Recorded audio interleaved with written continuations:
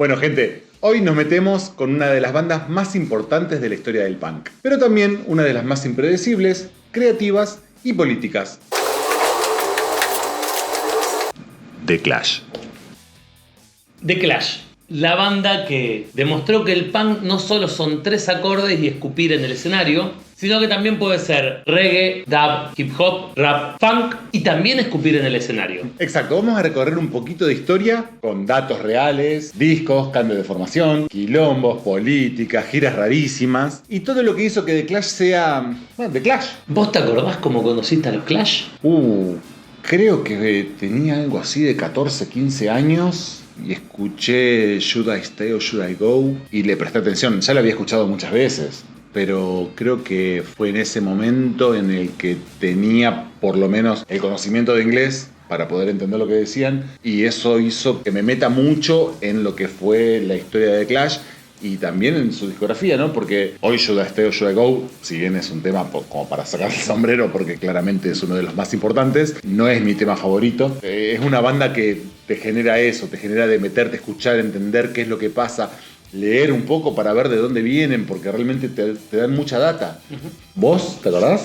Yo sí me recuerdo. Iba a unas fiestas que se hacían en Rosario. Sí, somos de Rosario. Una fiesta que se llaman las fiestas Dark. Que muchos que puedan ver el programa puedan entender de qué se trata la fiesta. Yo no soy de Rosario.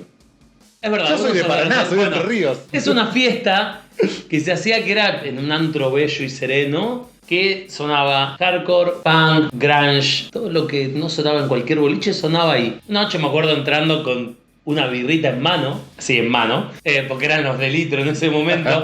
No voy a decir la edad, pero creo que se entiende. No, igual no te daban el envase para que no se lo revolees a alguien. En realidad era por una cuestión de seguridad, no era por una cuestión de comodidad. Te daban el envase.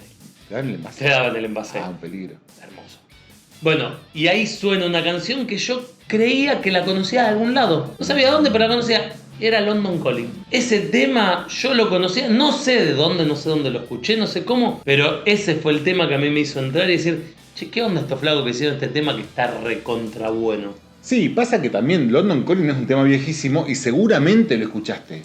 O sea, en el transcurso de tu vida lo habrás escuchado un par de veces en alguna radio o en algún lugar. Pasa que ese fue el momento donde a vos te cayó la ficha de que realmente estaba muy bueno lo que estabas escuchando. Claro, donde identifiqué y dije, yo quiero escuchar más de esto. Arranquemos con la prehistoria, la pre-Clash. Mick Jones estaba en una banda que se llamaba London SS, una banda que tuvo más integrante que pendejos en jabón de ducha pública, pero nunca tocaron en vivo. Y por ahí pasaron todos: Tony James, Brian James, Terry James, Topper Headon. Sí, el nombre London SS, bastante cancelable. Tienen que agradecer que en ese momento no existía Twitter, pero de ese menjunje de gente que pasó por esa banda, salió algo muy potente del punk. Menjunje.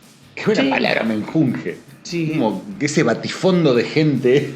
Ahí va. Bien. Ahí va. Es una buena palabra. Es una buena palabra. Por otro lado teníamos a Joe Strummer, que en realidad se llama John Mellior, pero que en ese momento se hacía conocer como Woody Mellior en honor a Woody Guthrie. ¿Sabes quién es Woody Guthrie? Tengo la idea de que es como una especie de cantante folk.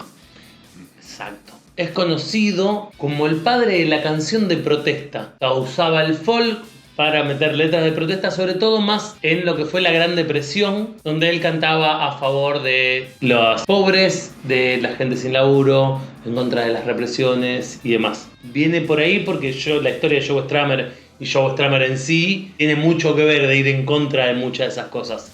Sí, porque vámonos un poquito más para atrás primero. Joe Strummer era hijo de un diplomático, o sea, gente muy acomodada de alcurnia, pero Joe Strummer termina en un internado porque los padres estaban muy ocupados. Y acá pasa algo que no lo quiero contar yo porque ya conté todas las malas noticias, o casi todas las malas noticias en el video de Catupecu, así que es todo tuyo. Joe Strummer estaba en el internado junto con su hermano con una gran depresión y demás por todo este tema del abandono de los padres, y se desvive. ¿Y quién es el que lo encuentra desvivido? Joe Strummer. Luego de salir del internado, a raíz de todo esto y muchas otras cosas más, él decide ocupa y decide ir en contra de todo lo que eran por ahí sus padres, quizás. Esto de lo ocupa tiene algo muy importante, porque la casa donde ocupan, el número era 101, era 101. Y de ahí viene el nombre de 101ers, que era la banda de Joe Strummer. Sí. De hecho, esa banda no se llamaba 101ers, se llamaba El Guaso and the 101 All Stars. ¿Por qué? Porque tenía integrantes chilenos, o pasaron aparentemente muchos integrantes chilenos, entonces tenía como una especie de inspiración en español. Mira, no tenía el dato de los chilenos ocupa ingleses. Podría haber sido argentinos ocupas. También, tranquilamente. Sí, tenemos una cultura de eso. De ocupar cosas. Sí. Bueno, los ingleses también. Déjalo ahí. Nosotros ocupamos una casita. Ellos te ocupan. Aprendimos de ellos. Te ocupan lo que sea, un continente, una isla, lo que Una fuese. isla. En 1976, Joe Strummer ve por primera vez a los Sex Pistols y la primera frase que se le viene a la cabeza es: ellos son el futuro, yo estoy atrapado en el pasado. ¡Suéltame, pasado! Los 101ers hacían pop rock y después de este pensamiento desaparece el pop rock para Joe Strummer. Así que Mick Jones lo convence de hacer un nuevo proyecto. Suman a Paul Simonon, el bajista, y a Terry Chimes como baterista. Y en junio del 76 ya tenían nombre: The Clash. ¿Por qué The Clash? Se preguntarán o no. No importa. The Clash es porque en el diario veían todo el tiempo que decía Clash, Clash, Clash. Clash en inglés significa enfrentamiento o choque. Y como en Inglaterra venían medios complicados con el tema de los sindicatos y que se estaban peleando todo el tiempo todo el mundo porque venían de una gran depresión, entonces había todo siempre un choque entre la policía y el sindicato tal, un choque entre la policía y el grupo tal. Había un gran problema social. Y de ahí entonces dicen, che, pongámosle The Clash. En ese momento, Joe Strummer se gana su nombre. Deja de ser Woody Mellor para llamarse Joe Strummer. ¿Strummer por qué? Porque viene de la palabra Strummer, viene de la palabra rasguido. Claro. Strum en inglés es rasguido. Como no era un guitarrista muy dotado, que digamos, solo podía rasgar, por eso mismo se gana el apodo. Y Strummer en noruego significa rasgueos. Por todos lados cierra. El tipo fue un muy buen guitarrista rítmico. No era un virtuoso, pero en lo que hacía era muy bueno. Llega el 4 de julio de 1976. Los Clash tienen su primer show oficial, abriéndole a los Sex Pistols. Caos, volumen, energía. La prensa lo describe como la banda más organizada del punk.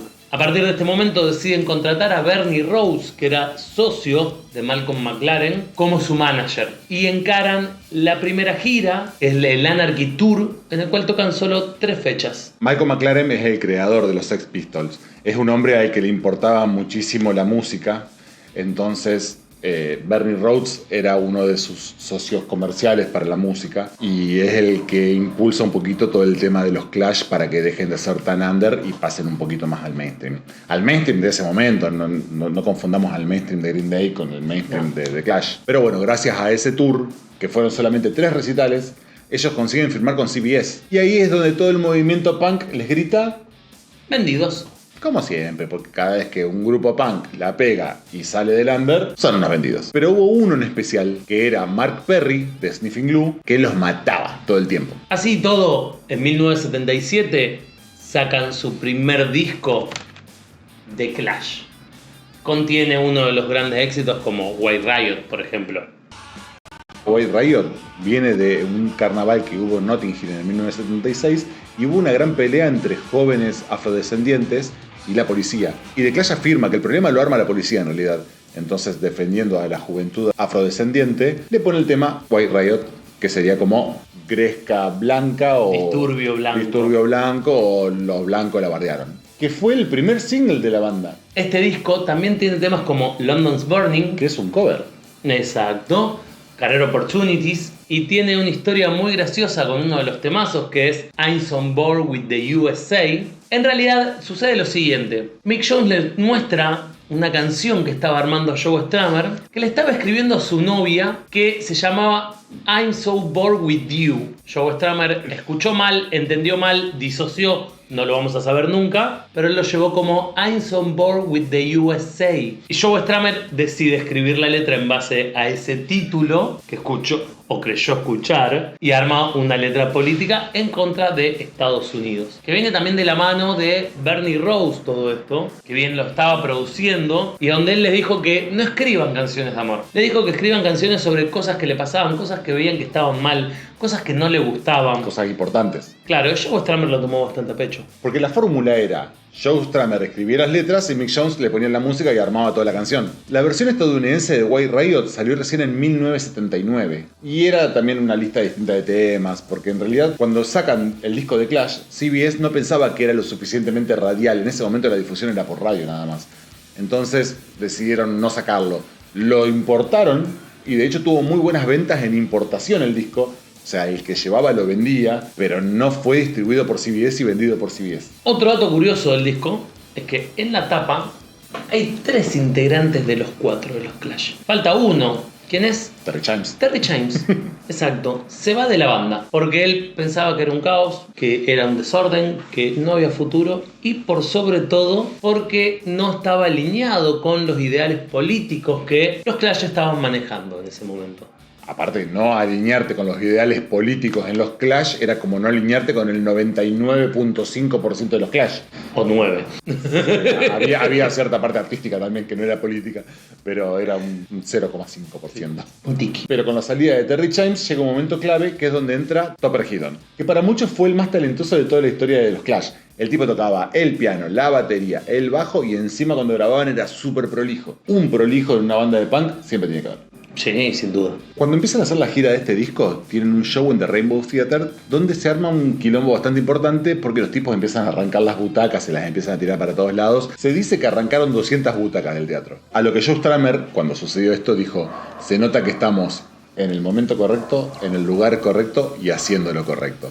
Persona del bien. Por otro lado, New Musical Express en el 77. New Musical Express, por si no saben, es donde llamó Murdoch para pedir un guitarrista en el video de Gorillaz. Dijo que The Clash era la banda más importante de 1977. No estuvieron errados. Ahí tenés, mirá de quién te burlaste. Para los Clash no había nada más pan rock que caer preso. Siempre estaban mandándose alguna, por así decirlo. Por ejemplo, han caído presos por disparar a palomas mensajeras con rifles de aire comprimidos. Como una de las tantas, ¿no? Tienen una que es peor. Es mejor esa. Ustedes se pueden imaginar lo que es ser punk. Uno pensaría, bueno, robaron un patrullero, prendieron fuego a un edificio, se metieron con el novio de la China Suárez, prendieron fuego a un tacho de basura. No. Ellos cayeron presos por robarse las fundas de las almohadas de un hotel. Todo lo que estaban bien.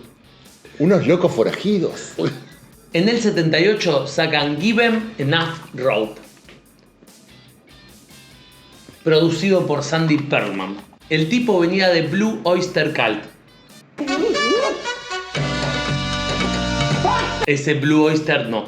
Tenía un sonido más pulido, más yankee, más disponible para la radio. Canciones como English Civil War y Tommy Gun fueron como explosiones. A Strummer y a Jones no le terminaba de convencer la mezcla. La querían más sucia, porque Pearlman lo que hizo fue darles un sonido muchísimo más limpio, pero con muchísima fuerza. En Estados Unidos el disco no les fue tan bien como esperaban, pero en el Reino Unido les fue muy bien. Este era un disco que a la banda no le gustaba mucho y el productor todo el tiempo les preguntaba por qué tenían que gritar tanto. En 1979 tuvieron una gira por Estados Unidos y al mejor estilo de Clash le pusieron un nombre bastante tranqui: Pearl Harbor 79.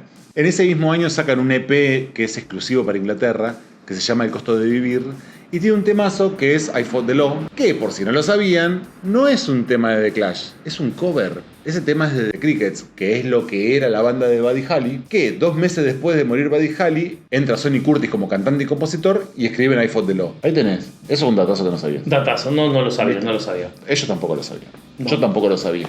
Era mi tema favorito de The Clash hasta que ahora es mi tema favorito de The Crickets. Y llegó el momento donde The Clash deja de ser una banda de punk para convertirse en The Clash. Señores The Clash. Producidos por Guy Stevens, que describió la producción y la grabación del disco como un bello caos. Fíjate qué personaje este Guy Stevens, que para motivarlos a los muchachos en el estudio, daba sillas contra la pared.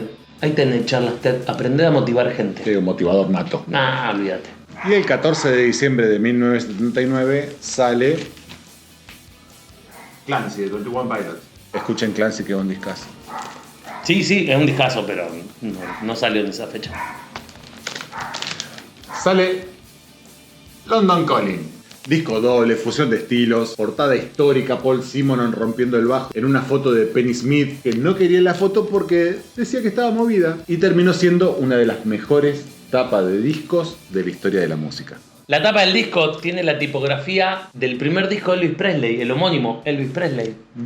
Tiene temas como London Calling, que es el tema que me introdujo a mí a los Clash. Que London Calling era la frase que usaba BBC para los llamados de guerra que había cuando estaban siendo invadidos ellos. Era la llamada que hacían a todas las regiones aledañas de Londres para avisarle de que Londres estaba bajo ataque. Los Clash usan este llamado de emergencia para avisar que Londres estaba por colapsar. Tiene temas como Clapdown, Dead of Glory, Brand New Cadillac. Guns of Brixton, escrita por el bajista, relatando un poco la historia de él en su barrio, de su infancia. Es un discazo, no tiene desperdicio. Pará, y también tiene Revolution Rock, que es el tema que hacen los Cadillacs. Tiene una reversión del tema. La calidad del disco no la puede discutir absolutamente nadie. Es más, en ese momento, por la prensa, fueron catalogados como la única banda que importa. No estuvieron equivocados. No. ¿Vos sabías que el bajista Paul Simonon se une a la banda básicamente de capricho?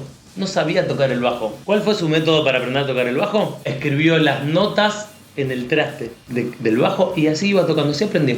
Mucho más que lo que hizo Sid Vicious, que se unió a una banda, nunca aprendió a tocar el bajo y de hecho no tocaba el bajo. Dicen que había una persona atrás doblando el bajo mientras él hacía cualquiera en el escenario. En los discos lo grababa el guitarrista de los bajos de Sex Pistols. Él era actitud nomás. Después sacan 2 EPs, uno que es Bank Robber y otro que sale para Estados Unidos que se llama Black Market Clash. Y después viene algo que es bastante polémico, porque en 1980 sacan Sandinista.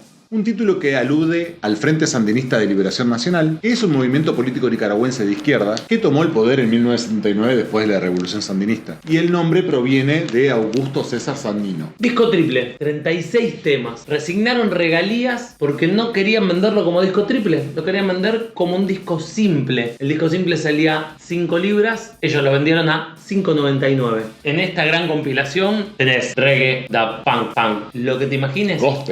Gospel también, de todo acá mismo, rap también, de todo acá mismo y el precio de uno solo. Que es más o menos lo que hicieron con este, porque en London Calling también hicieron lo mismo, sacaron un disco doble y también lo cobraban como un simple.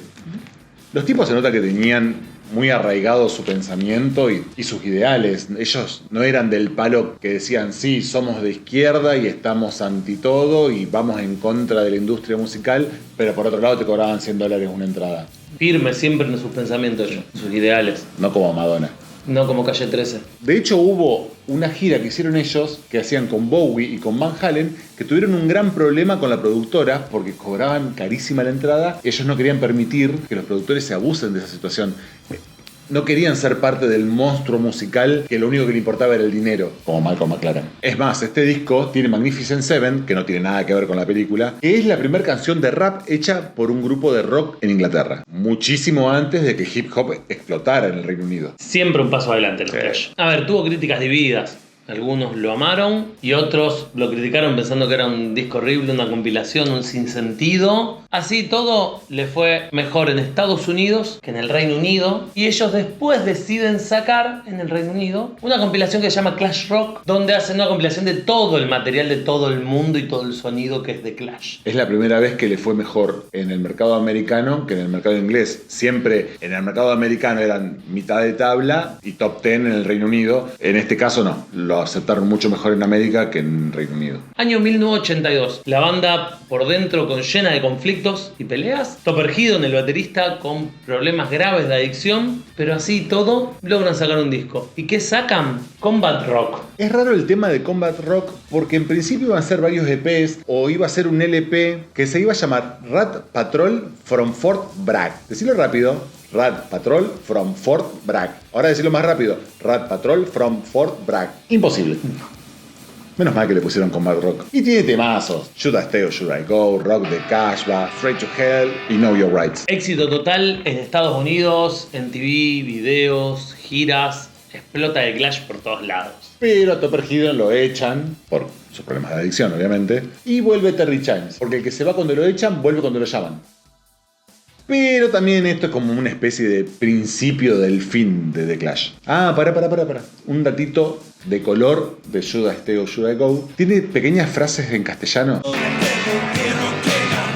Esas frases están hechas porque tenían 2 técnicos de sonido que eran españoles. Algunos dicen que se llamaban Eddie García y Joe Ely, y otros dicen que eran Eddie García y Jesús Herrera. No va al caso quiénes eran. El tema es que Stramer le pide que le traduzcan algunas partecitas de la canción para poder ellos cantarlas en el estribillo. Te das cuenta que son ellos, obviamente, porque están muy mal pronunciados en castellano, pero quedan increíbles. Stramer tenía eso de buscar algo distinto, algo que no fuera en inglés, y estos españoles le caían perfecto.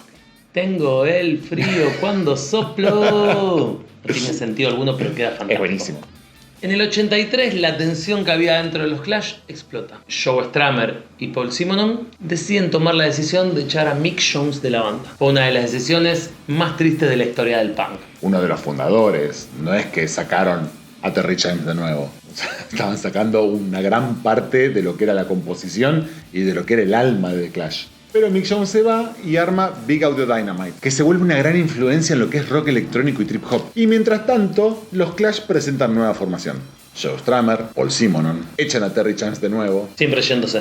Entra Pete Howard y contratan a Nick Sheppard y Vince White. Con esta nueva versión de los Clash en 1985 graban Cut the Crap.